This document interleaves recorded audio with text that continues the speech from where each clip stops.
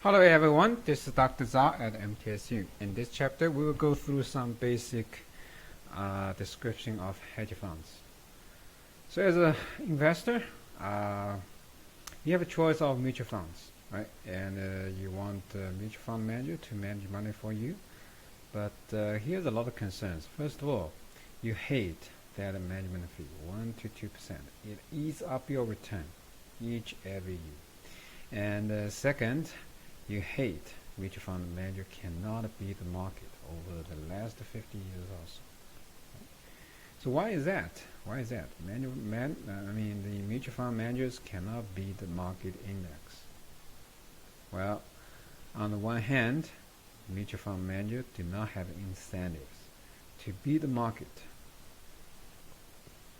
And they charge management fees, and they do not take any reward from their performances. So in this case, you would say investors are not on the same boat of mutual fund. And you really want some really smart money manager that can manage your fund like manage his or her own money. Right? You really wish your money manager sit in the same boat that you are in. Where can you find a solution? Well, the answer is hedge fund. Right? If you are looking for someone who can share the risk of the investment, then you need to go for the hedge fund. So what is a hedge fund? Hedge fund is a private investment alternative that investor can invest in, and hedge funds are not subject to very strict SEC regulation. And a hedge fund cannot be sold to the public because it's not regulated, therefore it cannot be sold to the public. Hedge fund can only be sold to specific number of wealthy individuals or institutions. And the limitation is 100. So hedge fund cannot approach more than 100 clients. So that explains most hedge funds have small size. And the most important feature for hedge fund is that hedge fund make money through delivering better performances. Their major income is not through management fee, but through incentive fees. Right. So let's say hedge fund did really good for your investment, they earn 30%. Right? And in that case, in addition to the management fee, typically 1 to 2%, but given the small size, they are not making a lot of money, and the majority of money they make is from incentive fee. Right? Incentive fee can be 20%, 15% of the actual gain that they get for their investors. Let's say investors look at their performance. Market on average delivered 10%, but your hedge fund manager did 30%. They beat the market by 20%. And among that 20%, you would love to share 20% with them. So hedge fund manager would take 20% of that excess return as their revenue. So that is the most important feature for the hedge fund. Hedge fund managers make money through incentive fees, not through management fee. Right? So this table showed you the difference between mutual funds and hedge funds. First one is transparency. Transparencies are very different. Mutual funds are strictly regulated, and all the information are publicly available. And they need to file documentation with the SEC, and the SEC will make all those information publicly available. But for hedge fund, it's not regulated by SEC. They don't need it to. They don't need it to file a lot of documentation with the SEC, and their operation is not transparent at all. And the information can only be distributed to hedge fund investor, but not to the public. And for mutual funds, especially for open-ended mutual funds, they can attract unlimited number of investors. They can shares in public, but hedge funds do not have such privilege because they are not regulated, and they are not supposed to sell shares to the public, but the regulation allows them to sell their shares to up to 100 clients. So it's very common for a hedge fund to attract those institutional investors who can give them $100 million for them to manage. And in terms of investment strategies, mutual fund follows very strict diversification principle. And a mutual fund have a lot restrictions in terms of what they can do. And typically, they cannot do short sales. They cannot do margin trade. And they cannot touch any financial derivatives. But for hedge funds, there is no limitations. And they can do whatever they want. They do margin trade, they do short selling, they heavily use financial derivatives. And in terms of liquidity, from investors' perspective, if they want to sell the shares, they can redeem it from the mutual funds directly. Right? It's a pretty easy process. But if you're an investor with a hedge fund, it's not that easy to withdraw your money. And typically, if you invest in a hedge fund, they ask you to lock up your money in that fund for, let's say, minimum of 3 years. So you cannot redeem your shares from a hedge fund within this lockup time period. The reason why hedge fund want their clients to have a lockup period is because they take bigger risk for the investments. They want to have a longer time horizon for the investment so they can take high risk to improve return. And a very, very significant difference between mutual fund and hedge fund is their fee structure. And for mutual funds, it's management fee, 0.5% to 2%, depending on the type of the funds. Right? And it's not performance-based compensation. It's a size-based compensation. And you would say it's a marketing effort-based compensation. So that's why you see a lot of mutual funds have a large size. But for hedge funds, their compensation structure is totally different. It's performance driven. It's performance driven compensation. They take up to 20% of the gain above the threshold return as incentive fee, and that is the major income for any hedge funds. Although they charge something around 1 to 2% as a management fee, but given the small size of hedge funds, that is not a major revenue for any hedge funds. So for hedge funds, what you can say is that investors and hedge funds are on the same boat. And the hedge fund manager manage their clients' money like managing their own money, because it's performance-based compensation. If they fail to deliver higher than expected return, then their revenue would be zero for the incentive fee. And management fee 1 to 2% typically cannot even cover small proportion of their operating budget. But for mutual funds, mutual fund managers don't need to worry about their performance in the short term, and the only thing that they need to care about is the size of their fund, because the fee structure is a fixed management fee against the size of the fund. Now let's take a look at hedge fund strategies. So before we dig a little bit deeper into the hedge fund strategy, let me tell you a little bit about the landscape of the hedge fund industry. And hedge funds are unknown to many investors, maybe 20, 30 years ago, but right now this industry has increased dramatically during the most recent 20 years. Right? So where can you find hedge funds? Some people say New York City, but most hedge funds are not in New York City. And hedge funds are clustered in a state called Connecticut. Right? And the capital city of Connecticut, Hartford, is the center for hedge funds. In year 2017, the total size of assets under hedge funds management is about $3 trillion. $3 trillion. And The capital city for hedge funds is in Hartford of Connecticut. It's about midpoint between Boston and New York City.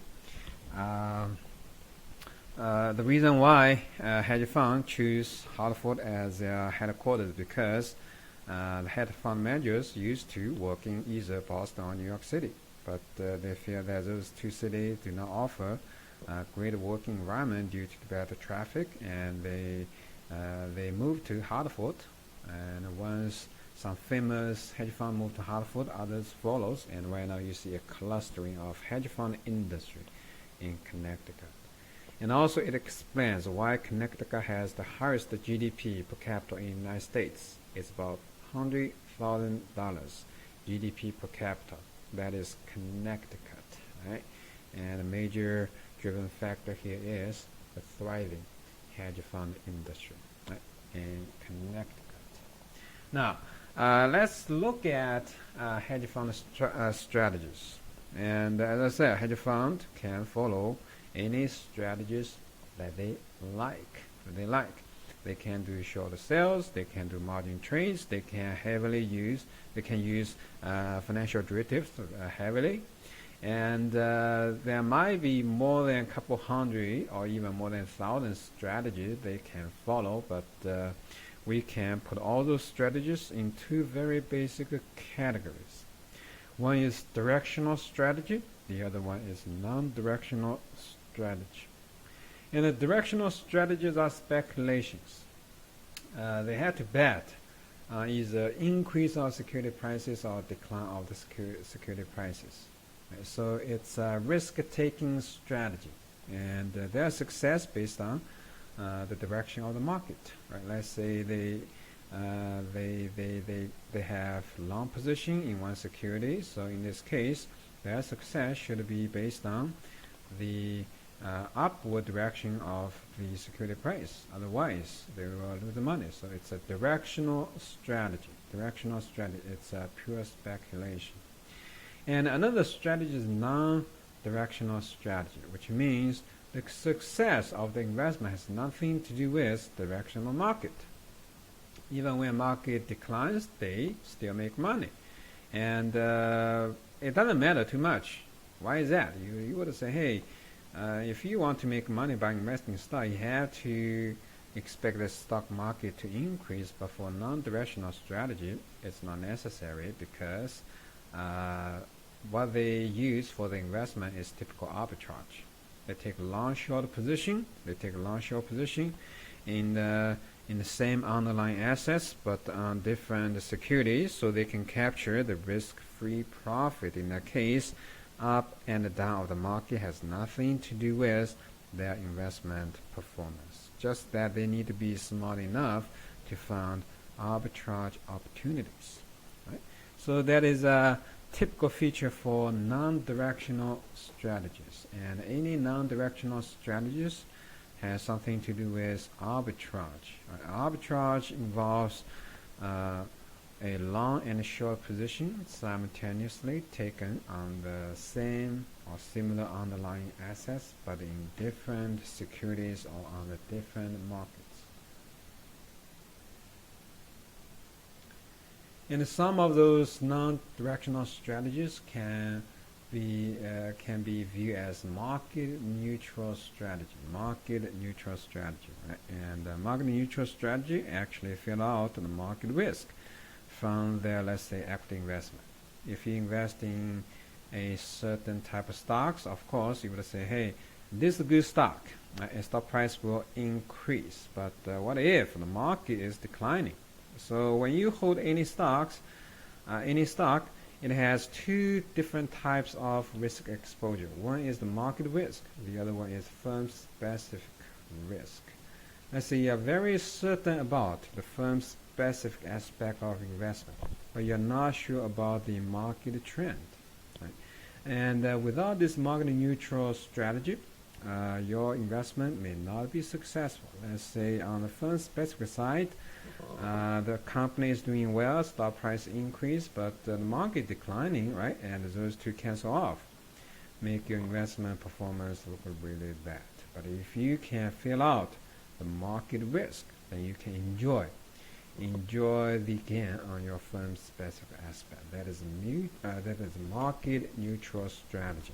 And the market neutral strategy requires investors to take both a long position and a short position simultaneously. And the typical practice is when they buy a stock, but if they do not bet on the market trend, then simultaneously they need to take short position on the stock market index fund or stock market futures, so that the market risk can be neutralized. So market neutral means market risk is neutralized. And another strategy that hedge fund manager utilize is called a pure play, and a pure play is also called alpha transferring strategy or portable alpha strategy.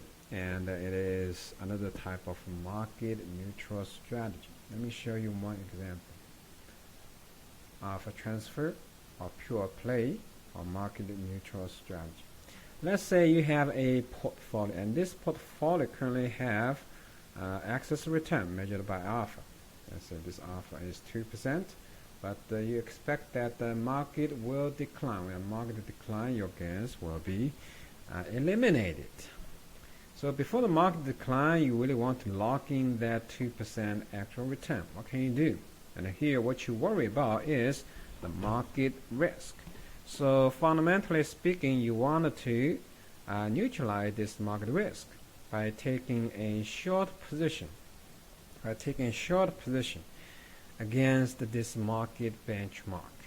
And the easy way to take short position for the market risk exposure is through futures contracts. And on the financial market, you can easily trade futures contracts based on S&P 500 index. Once you take short position into the futures contracts, you are taking a short position for the market risk exposure. And this negative market risk exposure can offset the risk exposure in your portfolio. So your portfolio return equals risk-free rate plus beta times market premium. Then you have E as error return and alpha as excess return. And let's say beta is 1.2% and risk-free rate is 1%.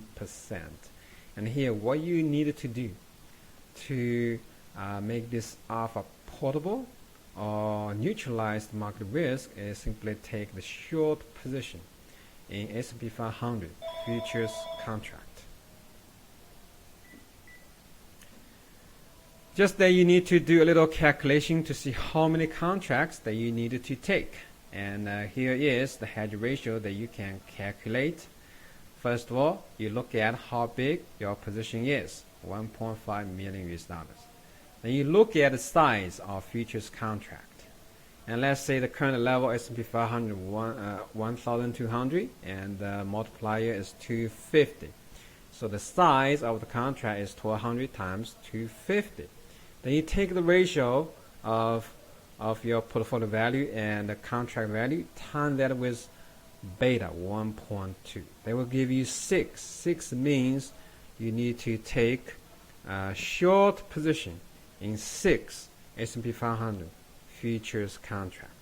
By doing that, you can isolate the market risk from your portfolio so that your alpha can be locked in.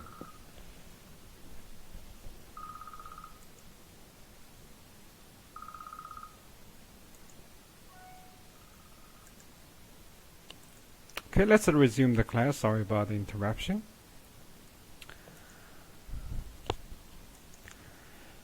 Yeah, we're talking about the strategies that the hedge fund managers can utilize, and essentially speaking, they have great flexibility in terms of what they can utilize for their investments, right? And there's more than 100, maybe more than 1,000 different types of strategies that hedge funds are using, and typically is a directional strategy or market neutral strategy or non-directional strategies. And here I want to show you a very short list of those non-directional strategies, or directional strategies as well. Yeah, some of those are directional, others are non-directional. Convertible arbitrage, dedicated short buys, emerging markets, equity market neutral, event-driven, fixed income arbitrage, global macro, long-short equity hedge, managed future, multi-strategy, fund of funds, so on and so forth. And this is just a very short list on what the hedge funds are doing. Let me give you a little explanation to see what a strategy means what. Convertible arbitrage. Convertible arbitrage focused on the trading of convertible bonds and options. And convertible bonds can be viewed as a combination of a bond and stock option, because bonds can be converted into stock in the future given something happen. So hedge funds can look at the option value within that convertible bond and compare that option value with the option tradable on the market. And at a certain time, they may find that, okay, it's the same option, but the prices are different. And if they discover that they can do arbitrage to capture the difference as the risk-free profit. So that is a convertible arbitrage. Dedicated short buys is a directional bet, and this strategy focused on short selling of a certain stock. And nowadays, short sellings are very, very popular in the markets, and for the company that miss the market expectation in terms of sales, in terms of earnings, short sellers actually rush into their stock and beat it down to a really nasty situation.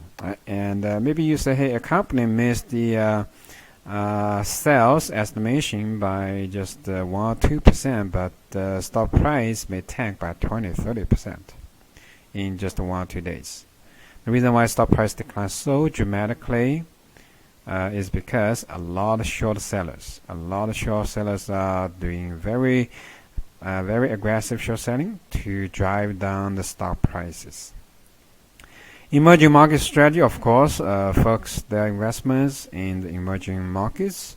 Whereas in emerging markets, they are not in the United States, they are not in Europe, typically in Asian, Eastern European countries, South American, or even some Africa countries. And emerging market strategy focused on the growth opportunities in those emerging countries.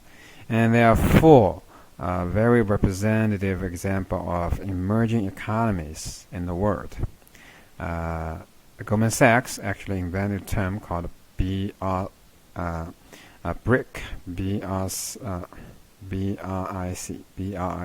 BRIC. B means Brazil, R means Russia, I means India, and C means China. Those 4 are developing countries. And 20-30 years ago, you don't need to pay attention to either one of those countries, economically speaking. But right now, among top 10 economies in the world, all 4 of them are in that list. And by year 2050, it's estimated that the total GDP of those 4 countries will exceed the combination of United States, entire Europe, and Japan. So emerging markets represents tremendous opportunity for the growth, and emerging market hedge funds set out to capture that kind of opportunity. And event-driven strategy is based on certain corporate events such as earnings release, merger acquisition. And of course, it also focuses on other events such as restructuring, bankruptcy, reorganization, and so on and so forth. It's a corporate event-driven strategy. And fixed income arbitrage is a pretty complicated strategy where investors actually found the arbitrage opportunities in those bonds. And a typical strategy is called a yield curve arbitrage. And smart people can actually build a model to see where the reasonable yield curve is. And they compare that theoretical yield curve with the yield curve that we see in the real stock market. Of course, there will be gaps. And those gaps represents trading opportunities. They can buy low, sell high simultaneously to take the risk-free profits. Global macro strategy is another type of international investing strategy, but the global macro here typically will take multiple type of risk exposure in their portfolio, right? And they will bet on the global or regional economic trend in order to gain from their multiple positions that has risk exposure in not only on the stock market but on the interest rates and the currency markets as well. And a typical global macro strategy will issue that, okay, if one position doesn't generate again, the other one will do. So that is a global macro strategy. Long-short equity hedge is a very, very typical market neutral strategy, where you take a long and a short position in two different stocks. The market risk is neutralized. And what's left here is the relative value between two securities. Right?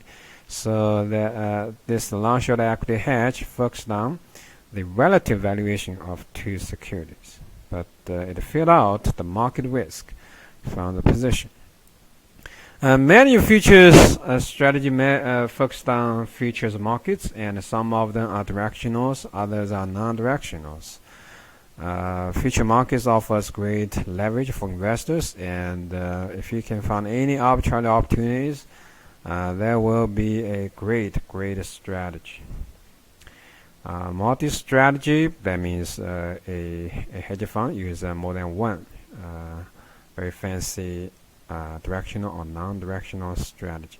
And the fund of funds are very interesting, because fund of some funds doesn't actually investing directly in those securities, but they do some research on mutual funds and not on mutual hedge funds, and they diversify investments among those mutual funds. So essentially, their strategy is to analyze the persistence of a certain hedge fund's performance. There are more strategies to look at, such as statistical arbitrage. In this case, hedge fund manager utilize quantitative system, statistical software to uncover the arbitrage opportunities available on the market. And pair trading is referred to market neutral strategy, where investors take a long and a short position at the same time or simultaneously. In that case, it's a pair of trade. Right? And once you buy one, sell one, market risk can be neutralized, right? And only left here is the relative value between those two securities. And the data mining is getting more popularities in most recent years due to the development of big data analytics, and financial managers nowadays have more powerful analytical tools to find the hidden pattern that people may not discover in the past by analyzing large data set available on the financial market. So that is data mining. We already discovered this portable alpha strategy, or pure play, or market neutral strategy.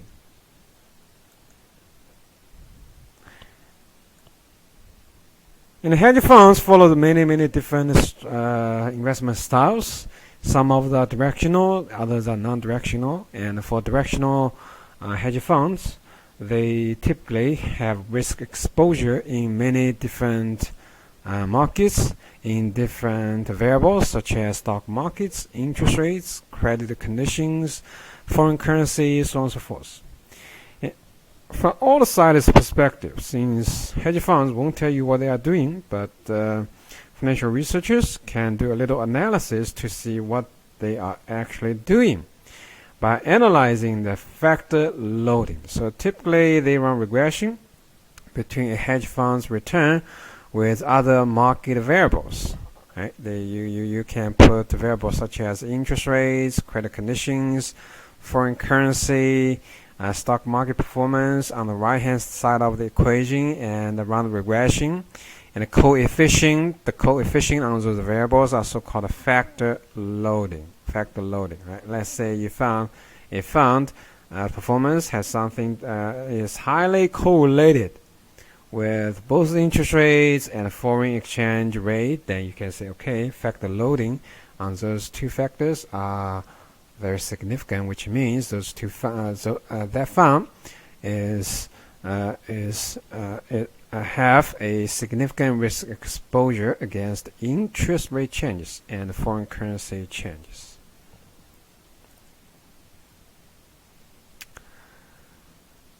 The reason why connector become #1 state in terms of GDP per capita is because the clustering of hedge funds. And many people believe that hedge funds have superior capability to make actual return. And in terms of the compensation structure, you know that they have to struggle to beat the market in order to make money for themselves, right? And through the incentive fee. Otherwise, they may not be able to support their daily operations. So they struggle to beat the market. And you would say the reason why hedge fund industry has developed so dramatically during the last 20-30 years, because they're all smart people. They all beat the market. That's true. The answer is not. The answer is not. Right? And some hedge funds are very successful. Others may not. And we do not have sufficient data to see the average return, average performance for hedge funds. But we know something about so-called superior performance of the hedge fund. People do have that perception that hedge funds tend to deliver superior performance, right? And even when you see a hedge fund may deliver better than the market performance, that doesn't mean they actually do better job in terms of risk-return trade-off. I mean, the nominal return could be higher than the market average, but if they bear more risk, then the high return should be something that they're supposed to earn. It's not actual return, right? And they just improve return by bearing more risk. So right now we have more understanding, better understanding on why hedge funds tend to do better than market average. And one explanation is liquidity. Notice that hedge fund require investor to have a lockup period. Let's say 3 years, 5 years. Right? And during the 3-5 years, hedge funds can invest in illiquid assets. And for illiquid assets, since it's not a liquid for trading, therefore, investors should require higher return to compensate for the liquidity risk. But the liquidity risk is not reflecting the beta. So if you do traditional analysis, you might find a hedge fund is earning actual return, but that actual return is due to the liquidity risk that they bear. In that case, hedge fund doesn't outperform the market. And other factor, I mean, there's other explanations. For example, backfill bias.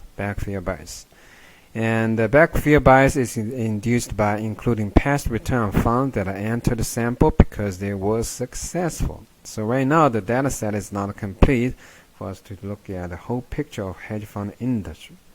And there's some privately collected data set that financial researchers can utilize, but it's very likely that the reason why hedge funds voluntarily release their data to certain data vendors because they performed well. So this backfill bias means that hedge fund doesn't do a good job. Actually, are not in that data set. So in that data set, those are good hedge funds. Doesn't include hedge fund didn't perform well. So that is a backfill bias. And another bias is survivorship bias. Survivorship bias induced by excluding past return funds removed from the sample because they were unsuccessful. Right? So some companies stop to report their performance to certain data set because they didn't perform well. In that case, the company still exists, but just that their performance is not in the data set. So the data set itself overestimated the average hedge fund performance.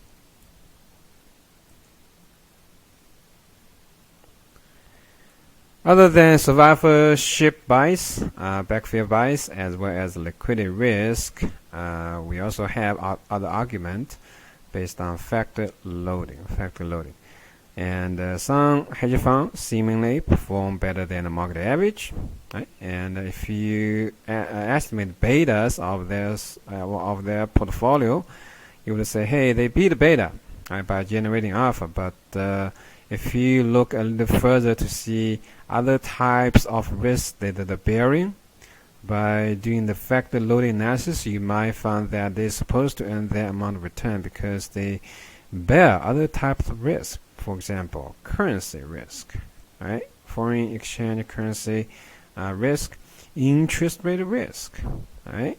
Political risk, and other type of risk that you may ignore in your traditional analysis. But if you do factor loading analysis, you will find that okay, they're supposed to earn higher return than the market average because they bear the actual risk. Not to mention that a lot of hedge funds utilize financial derivatives in their strategies. In that case, the risk is not cannot be reflected in your traditional campaign model analysis.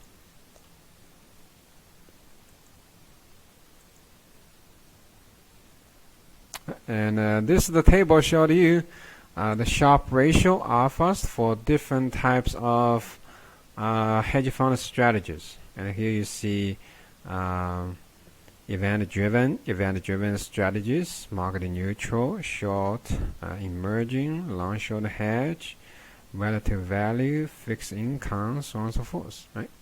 And you found that okay, for beta, of course, you can look at the beta of those strategies, and some strategy has zero beta, right? What does that mean? That means those are non-directional strategies. Non-directional strategies involves arbitrage tend to have zero beta, right? Because they left the market risk, they failed market risk out of their portfolio, right? And then you look at alpha. Some alpha is pretty significant. However, those returns tend to have high serial correlation, which lead to lower Sharpe ratios. Right. So, in conclusion, in terms of how hedge fund performs, I think that it's inconclusive. It's seeming, it seems that hedge funds tend to do better job, but it's not conclusive, right? Due to a lot of biases. And the basic conclusion here is that hedge funds bears actual types of risk. That explains some successful examples of their operation. Now, let's review the most important feature of hedge fund, which is related to their fee structure. Right? And essentially speaking, hedge fund is in the same boat of the investors, because the main revenue for hedge fund is incentive fee.